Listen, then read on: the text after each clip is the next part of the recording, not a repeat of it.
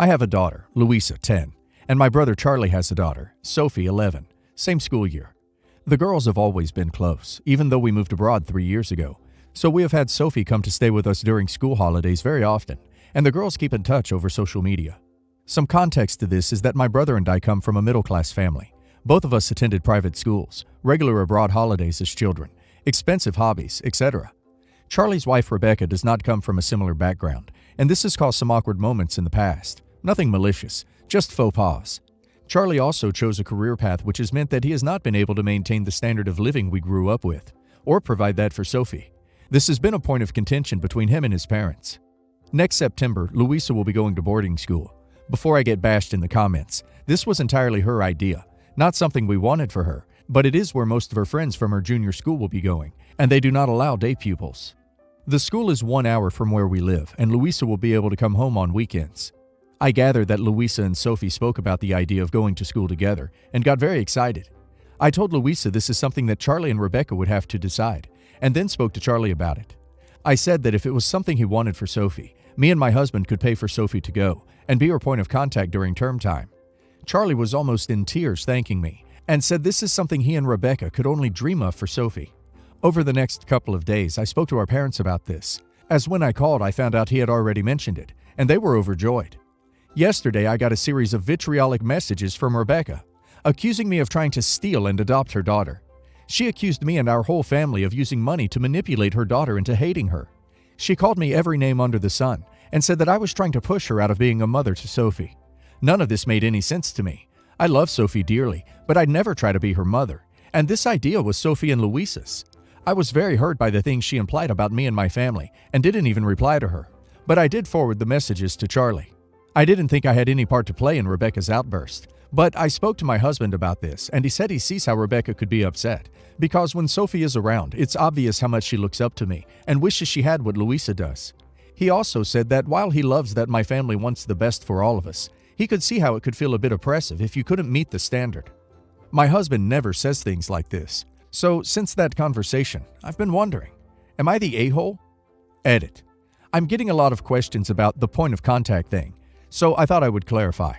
Because the school is in the country I live in, and not where Charlie and Rebecca live, I offered to be the emergency contact in case Sophie was ill or needed picking up from school immediately, etc. Also, in case she wanted to come home with Louisa at weekends and not be at school, since she won't be able to fly home every weekend. I said it to ease their minds that at least she would have someone in the vicinity at short notice, not that I would be responsible for her academic progress or anything like that. Edit 2. Middle class. I really didn't think it was going to be as big as it is, but in the UK, or at least where I'm from in the UK, everyone is middle class, unless you belong to the upper social echelons, which you can only enter by birth or by marriage. If you're not nobility, you're middle class. Some people say upper middle class, which perhaps I should have, but it seemed like a pointless distinction. I'm not trying to display that we had a privileged upbringing. It's just in my experience, upper class is not purely about money. You're not the a-hole.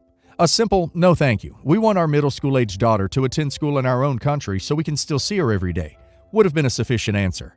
But there's probably something much deeper here than this offer for Rebecca to react so angrily. Not the a-hole. You made an extremely kind offer. Your brother should have consulted his wife in the matter, though. Your brother not communicating with his wife is not your fault. OP, you are not the a-hole. You weren't to know the reaction from your brother's wife. It was perfectly reasonable to make the offer to your sibling and then allow him and his spouse to make a decision. Her reaction is unhinged.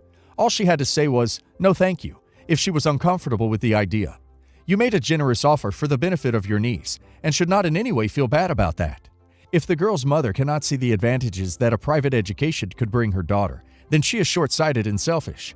You're under no obligation, but I would let your brother know the offer remains on the table if she gets her head out of her butt. I, 36 female, have a daughter, Sarah, 10 female, with my husband, 37 male. My husband has a sister, Clara.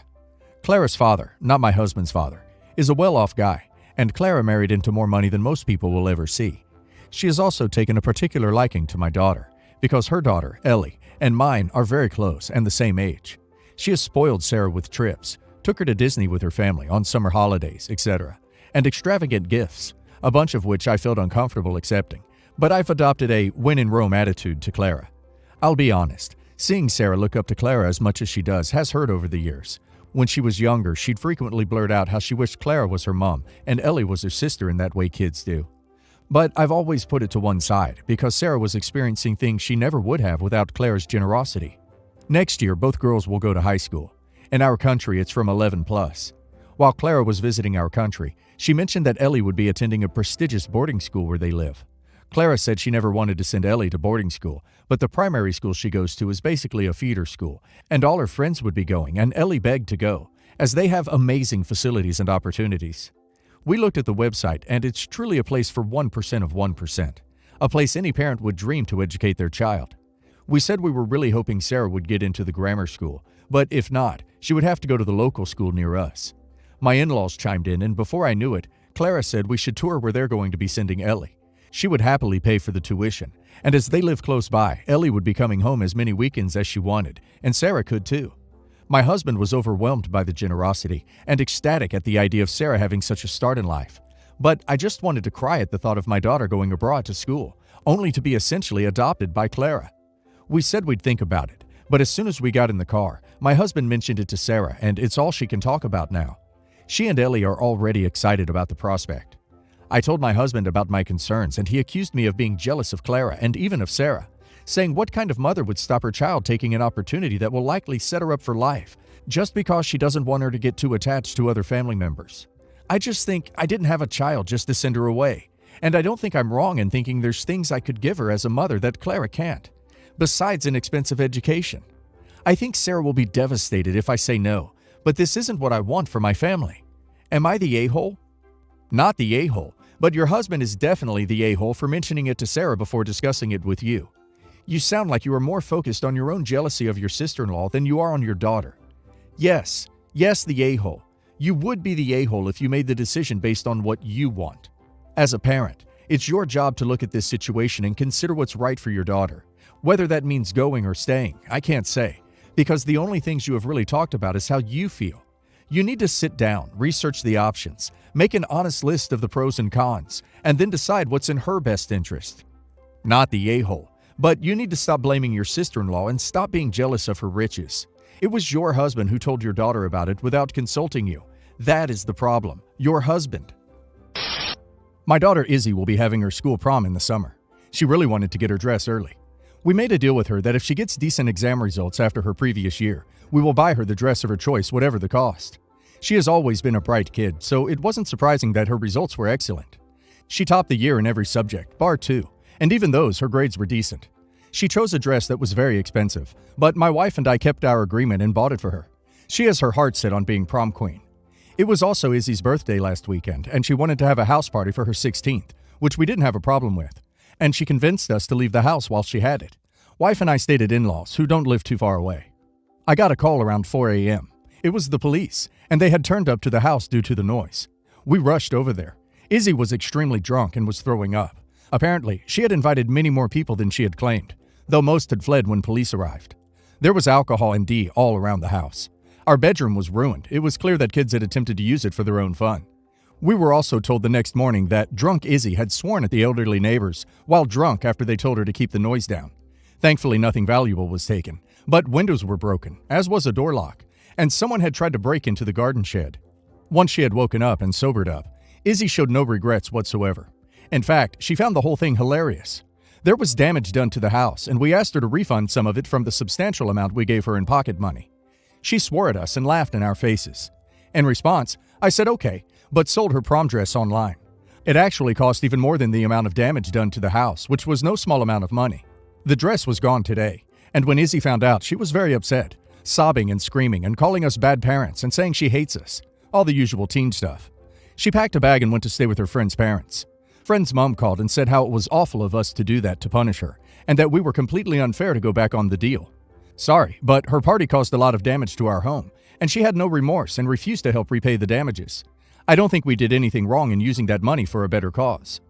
You let a 16-year-old have an unsupervised party, never checked in during the event, and the only question you have is if you are the a-hole for selling the prom dress? No, you are not wrong for imposing consequences for her bad choices, but I won't go as far as saying not the a-hole, because you also aren't taking any responsibility for your lack of parenting that allowed it to happen so easily. Yes, the a-hole. So this is a tough one, And I'm sure I'm going to be hated for my judgment, but I'm going to say everyone sucks here. The dress had nothing to do with the party. Sure, it helped you pay for the damages, but it was a reward for good grades, which she made. You said yourself that she gets plenty of pocket money, so you could have grounded her and taken away all of the pocket money until the damages were paid off, which I'm guessing would have not been very long. If it cost less than the prom dress, I'm not sure how expensive the dress was, or the damages, and it sucks that she did this, but also, you are the parents here. You made the choice to not stay home for a teenager party. Did you set down rules ahead of time? Did you let her know that if things got out of hand, there would be consequences? If not, then that's on you. I'm sorry your house suffered, but you retaliated in a manner that was confusing and childish, even to a teenager. Of course she is upset. Not the a-hole. This is a straightforward one. I don't know why you even let her go stay at a friend's house, particularly one whose mother clearly doesn't get it. For my senior prom, I bought a gorgeous teal ball gown, on sale for 1/3 of its original price.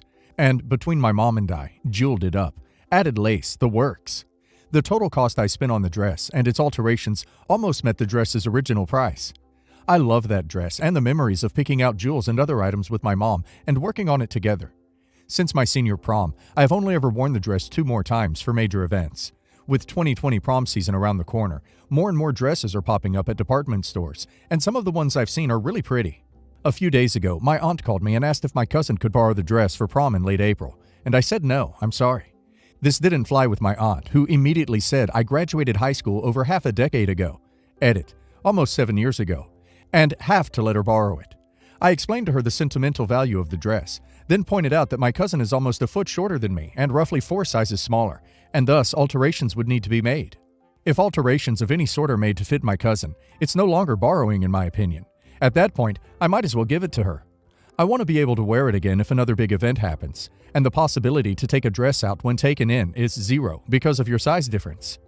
Anyway, this leads her to calling my mom to have her convince me to let my cousin borrow the dress, which my mom also said no, because my uncle makes good money and they should be able to get my cousin a really nice, unique dress if she so desires.